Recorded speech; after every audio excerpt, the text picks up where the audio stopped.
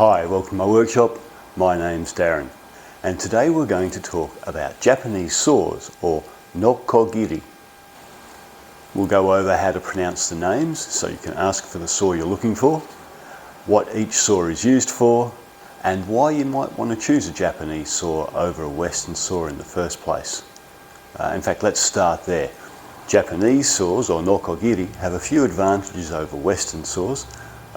They're usually cheaper to purchase in the first place, and you can replace the blades, which again is usually cheaper than having them sharpened. They're lighter and more manoeuvrable, and therefore, in my opinion, a lot easier to use. And I think also they're easier to use because they do cut on the pull stroke.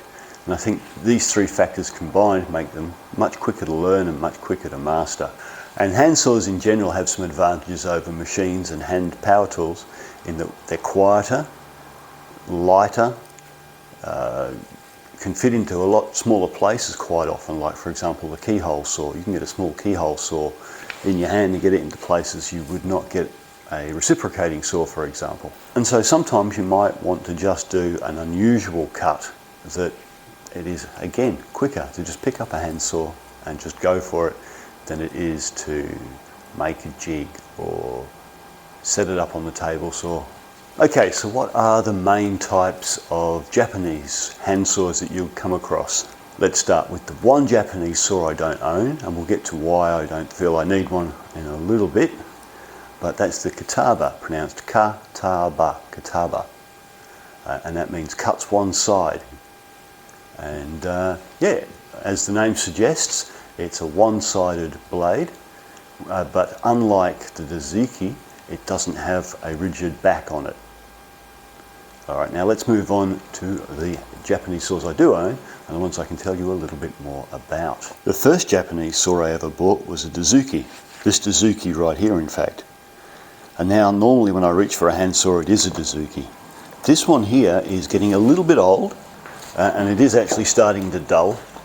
And I perhaps could have replaced the blade, but I thought instead I would buy myself a nice new Suizan. And yeah, that's lovely. It's a very nice hand saw to use indeed. And because it folds up, it'll fit inside a drawer very nicely and protect the blade while it's in there. When you go to use it, it's got this great little locking mechanism which holds it rigid. Now, Dozuki is pronounced Dozuki. And they have a rigid spine down the back. That's the big difference, of course, between them and a kataba. And that makes it ideal for joinery work, like dovetails, like a replacement for a tenon saw. And they come in different sizes, obviously. You can see I've got two different sizes there. And for more intricate work, I have this little baby Dozuki. Isn't it cute? And that's great for things like dovetails and what have you. Okay, so I've grabbed myself some pieces of scrap timber, and I'm just marking them out for various different tests we can do with the saws. This one is just going to be like a very basic box joint. So we're going to use the little Dozuki for this, and as I mentioned before, it's ideal for this sort of work. And we're going to find our first little line here and just get the blade right in that curve, because it is, right in that marking gauge line, because it is quite easy to do.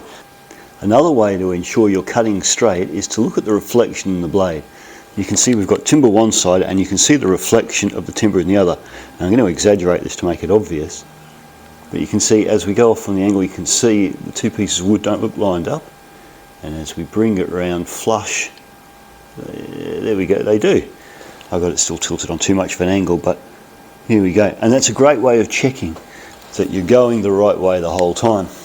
And we're just going to get the blade, just going to get the cut started by just coming down that curve a little bit, and then slowly bringing it more horizontal, ensuring that I'm lining up with the line on the opposite side. There we go, which I am. And you can hear that it's the pull stroke that's doing the cutting. We're just going to cut down level with our line there, and as you can see that's already done. It's nice and quick.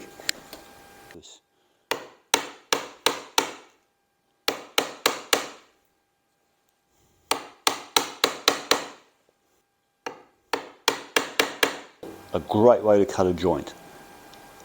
Now the next Japanese handsaw I bought after this Dozuki was this Ryoba. With a cross-cut blade on one side and a ripping blade on the other, the Ryoba may well be the world's most versatile handsaw. This is why I never felt the need for a kataba. I'll use mine whenever the cut I am making would be hard to make on the table saw, or the timber is too wide for the miter saw. Sometimes I'll use the Ryoba just because it's quicker for that particular cut. And just like Dozuki, of course, they're available in different sizes for different scale of jobs. And I have a little baby Ryoba as well. It comes in very handy. Now I'm sure we all know, but perhaps someone might need a little reminder, the difference between ripping and cross-cutting. When we rip, we go from end grain to end grain. And when we cross-cut, we go across the grain. Makes sense, right? I've got this piece of wood that I used to do another project, and this piece here might be salvageable. Obviously this is a bit wasted there. So what I'm going to do is I'm going to rip that part separate from the rest. Just to show you that this is a ripping saw. So we're going to start here. Again, we start on the pull saw. And what I often do, I put my finger on the end of the wood, put my thumbnail there, and once I put the blade in the kerf, I'll do it without the blade so you can see, I slide my thumbnail up to hold the blade in place. So blade's in the kerf, thumbnail up, touches the side of the blade, and we begin the cut. First couple of slow strokes to get it going, and then once we're going, we can get into it.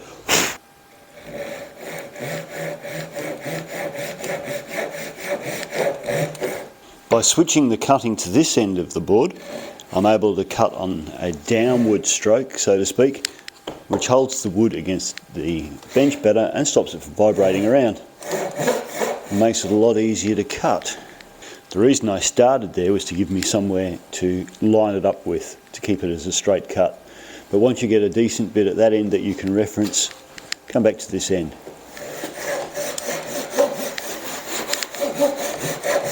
Nice, and yeah, straight. All right, now imagine if we wanted to just break that into two. At that point, we'd want to do a cross cut.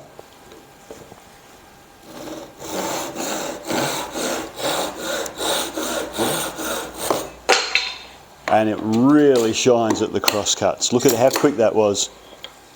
That was lovely, so fast. Such a nice, crisp cut, no tear out. Alright, sticking with double-sided blades, we have the Azabiki.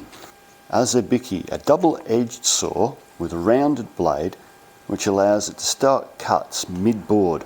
So it's ideal for cutting dados, sliding dovetails and doggy door holes. Now I haven't used mine yet because for most of the cuts that this can do, I find it easier to use a router or a jigsaw.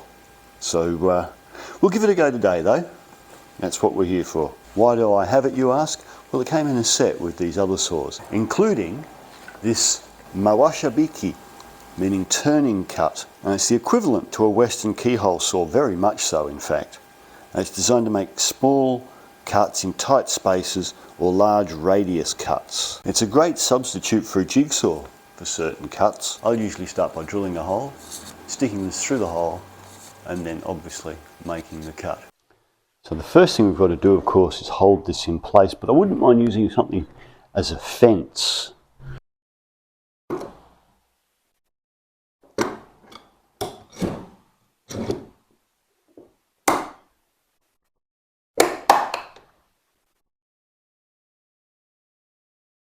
Okay, that's not ideal, but it'll do. So what we're going to do is we're going to take our Azabiki. We're just going to slide in there. We're using this piece as a fence. So make sure it's pressed up nice and firmly against the fence. And we're just going to start making a cut. Obviously trying to avoid that. That'll push us off. And it's actually cutting very quickly. It's surprising. Hey, yeah, we're through. Wow, that was fast.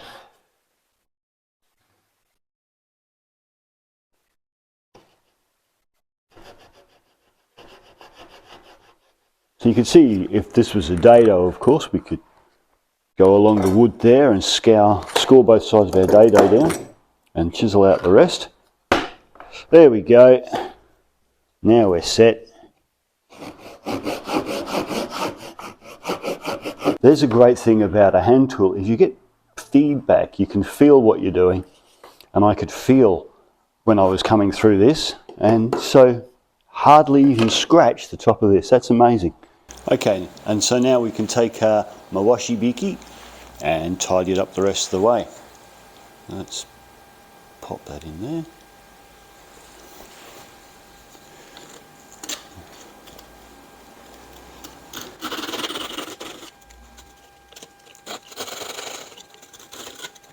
And if we wanted to, we could continue that on. Let's say, for example, we needed to fit something in here that was a bit rounded, for example, because it will do curves, fairly large curves. But as you can see,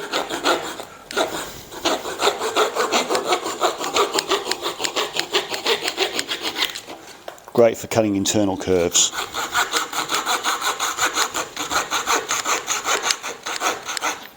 Doesn't have to be a curve, of course.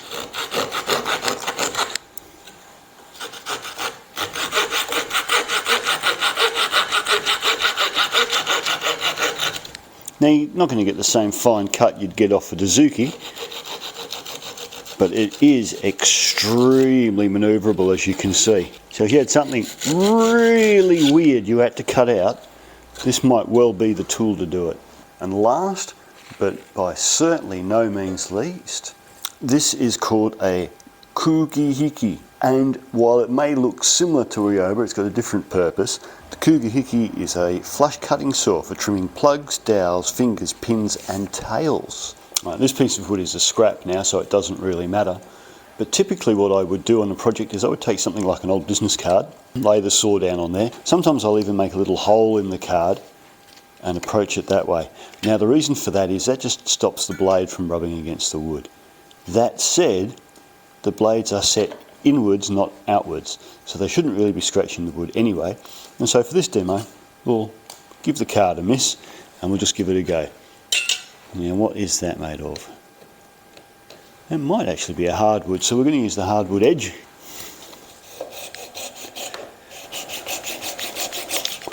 And you can see we've cut that flush. Made a tiny mark on the surface, so yeah, maybe the card is worthwhile. And then of course that would leave it slightly proud and you would sand it the rest of the way. Okay, so that's everything you could ever want to know about Japanese saws, right?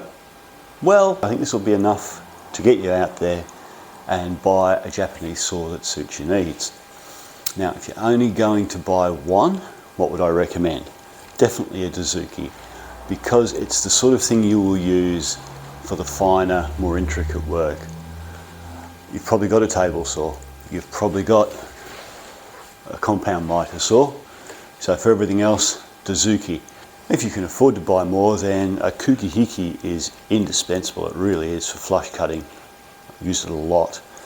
And then of course a Ryoba is nice to have, and in all honesty, I wouldn't recommend an Azabiki. Most people would never use it. I will probably never use mine again, but hey, it came in the set with the others, so what can I say? Before we wrap up though, one thing I also want to say is looking after these fellas, because even though they might be cheaper than Western saws, a good one will last you. Well, my last one I've had for 20 years, to give you an idea. Yes, I'm that old that I've had a handsaw for 20 years. Also, around about the time I bought, wow, just after that when I bought some Japanese chisels, I bought myself some of this camellia oil. And as you can see, you know, I've had that for about 19 years and I've used just over half of it. And all you do with it is you just, a little spray like that on your tools and wipe it till it's pretty much close to gone. And it leaves a really thin coat of rust-proofing oil on there. It doesn't stink, And you know, it's made from camellias, as is tea, so get a little bit on your fingers, it's not going to be as harmful as motor oil. Great stuff, so I recommend that as well. Alright, hopefully this video has been of some use. Have a great day, and I will catch you in the next video. Bye for now.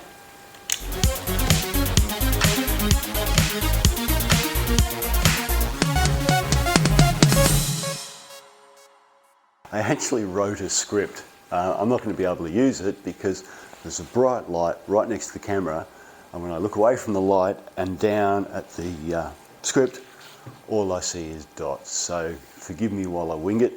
It's what I've always done in the past anyway, so why should this be any different?